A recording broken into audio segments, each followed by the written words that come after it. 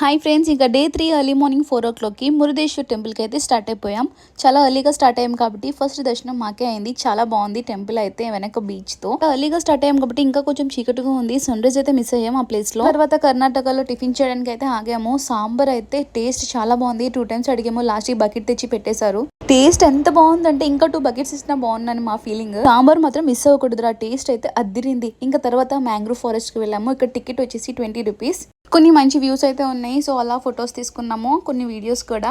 ఇంకా ఆఫ్టర్నూన్కి హొనావర్ బోటింగ్కి అయితే వెళ్ళాము. ఇక్కడ ప్రైస్ వచ్చేసి 450 rupees. బోటింగ్ వచ్చేసి ఒక 30 minutes ఉంటుంది. ఈ ఎండలో బోటింగ్ ఏట్రా బాబు అనిపించింది, కానీ బాగుంది వ్యూ అయితే చూడడానికి. చాలా ఎంజాయ్ అయితే చేసాము.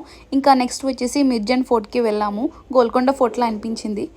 మొత్తానికి డే 3లో అన్ని ప్లేసెస్ కవర్ చేసుకొని మేమైతే లంచ్ చేసుకొని మళ్ళీ స్టార్ట్ అయిపోయాం back to railway station. 3 hours journey. బస్సులో అయితే చాలా ఎంజాయ్ చేసాం. ఫైనలీ ఆ ట్రిప్ టు బి రిమెంబర్డ్. చాలా మెమరీస్తో వచ్చాం.